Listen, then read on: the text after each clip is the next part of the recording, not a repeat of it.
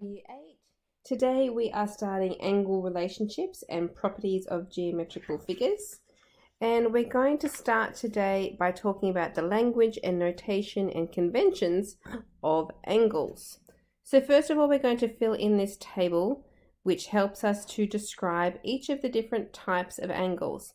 The first type of angle is an acute angle. An acute angle is any angle that is between 0 and 90 degrees. So to draw a diagram of that, we draw the two arms less than a right angle, put a little arc in there to show that that's the angle that we're talking about, and that would be an acute angle. Okay, the next one we want to talk about is a right angle. A right angle is exactly 90 degrees. It can't be 89 or 91, exactly 90 degrees for a right angle. To draw a right angle, if you have a ruler, that would be great. Draw two lines, that meet at a right angle. And for a right angle, we don't put an arc in there, we put a special little box in the corner indicating that that is a right angle. An obtuse angle is an angle that is between 90 and 180 degrees. Notice when I say between that doesn't include the 90 and it doesn't include the 180. If it is 90, then it's a right angle. If it's 180, then it's going to be the next one down here, which is a straight angle. But it's anything in between that. So from 91 all the way through to 179. Okay, so an obtuse angle would look something like this. So getting bigger than the right angle, would have an arm coming out this way. And back to drawing our little arc in there for the angle. A straight angle is exactly 180 degrees. Now that's going to look like one big long straight line, but we also need to put a dot in the middle of that to indicate that there is actually a vertex to this angle, and also our arc around that. A reflex angle is bigger than the straight angle. It is between 180 degrees and 360 degrees. So making that angle spread out even further could be an angle that looks like this, coming all the way around here like that. And the last one is a revolution, which is exactly 360 degrees. To draw it, again, it looks like we just draw one straight line. We do put the dot at the end to indicate that that is the vertex, and we draw the arc going the whole way around to show that that is a revolution.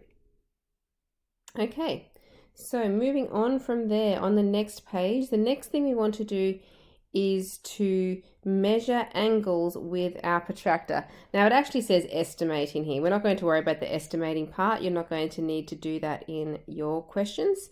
We just want to be able to measure it with the protractor and to name the angle. So I've managed to get a little protractor here on my screen. I'm not going to be able to rotate it for some of the other questions, but I'll be able to show you for this first question how to remind you how to use your protractor. So make sure when you're measuring an angle that this T section in the middle, or some people call it the crosshairs, you want to make sure that this T section in the middle is right on the point of your angle. And you want to line up the bottom line of your protractor to be on the bottom line of your angle. Then what you need to do is there's two sets of numbers. You want to find the 0 that is starting on your bottom line. So for this angle, the 0 is on the inside set of numbers. And I want to come around those set of numbers until I get to the second line of my angle. And I want to try and read off the scale what that measurement is. So it is right on the 40 line. So that angle would be equal to 40 degrees. Okay, so we've measured it with the protractor. We are also asked, so measure with a protractor and name the angle. When I say name, I want to use the names that we were talking about in the table just a minute ago.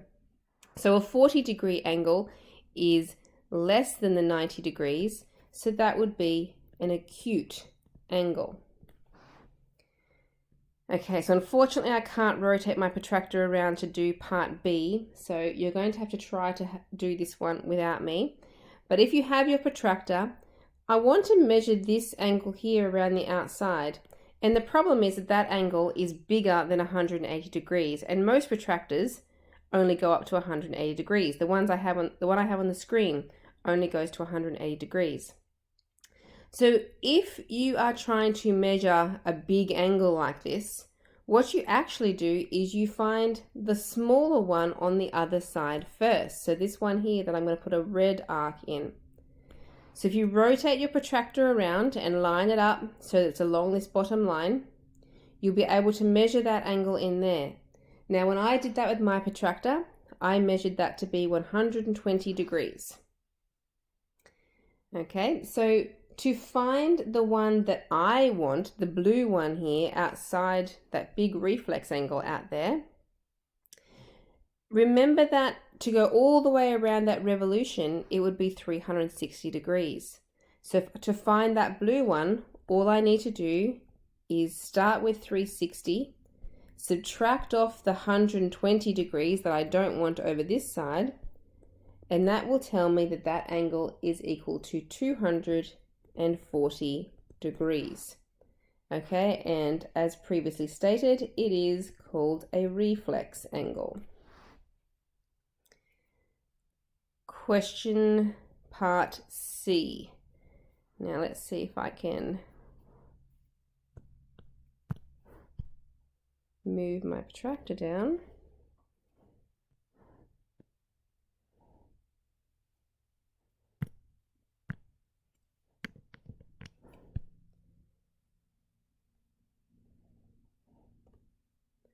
All right, so I'll line it up again so that my T-bar or my crosshair is right on that center. Then lining up that bottom line. So again, my 0 is on the inside set of numbers. So as I go around that inside set of numbers, it comes around to it's between 120 and 130. It looks like it's pretty much at 125 to me, right in the middle, if you look at that scale. So that angle, I've measured it to be 125 degrees. You do need to be as accurate as possible. If you're 1 degree out, you will probably still get the full marks. But if you're any more than that, you will lose marks or get no marks at all if you are not accurate enough. Okay, that 125 degrees is an obtuse angle. D. Again, I can't rotate my protractor, unfortunately. But if you hold your ruler up onto that, you can see that that is a perfectly straight line, which means that that is a 180 degree angle, otherwise known as a straight angle. And E, the last one of these, if you put your protractor in there, it actually works out that that is a 90 degree angle, which makes it a right angle. Okay, so what we're going to be doing in geometry is we're going to be trying to find different angles in various diagrams. And there's a lot of different strategies that we're going to use. We're going to introduce them slowly over the next few lessons. The important thing in geometry is that you learn to give reasons every time that you solve something with geometry. Now we're going to learn one rule today, and this is to do with right angles. And any time that you are trying to solve for x or any pronumeral in a right angle, we use the reason that right angles equal 180 degrees. And we write the reason in brackets. So I'll write at the top of the page for you. We put brackets and we say right angle. Now we use the angle symbol as a shorter way. You can write the whole word out if you want to, but that is not an L, it's a little angle symbol. So we say right angle is equal to 90 degrees. And that's the reason that we use. Okay, so for A, we have a right angle here, which means that those two angles inside that right angle have to make 90 degrees. A right angle always makes 90 degrees. So I'm going to make a little equation. And to do that, I add the two angles together. X plus the 70 equals a right angle, which is 90 degrees. We write our reason afterwards, which for right angles is always this one that I've written in blue. Right angle equals 90 degrees. And then we use the skills that we learned in equations to find out what x is equal to. So remember that we do the opposite. To get rid of that plus 70 there, the opposite would be to subtract 70 to both sides, and that would cancel that away. That means that x is now by itself, and we want to find out what 90 take away 70 is. That's 20, so my answer for x is 20. Let's do that one more time for b. First of all, we start by adding the two angles together. I like to always write the pronumeral first, so my pronumeral this time is an a. A plus the 75 degrees is making a right angle, which is 90. We always write the reason in brackets afterwards, and there's a lot of marks allocated to writing reasons down, so it's very important that you don't forget it. So right angle equals 90 degrees. And then we use equations to solve for a. So doing the opposite, I will subtract 75, cancel that off, and I get my answer that a is equal to 90 take away 75, which is 15 degrees.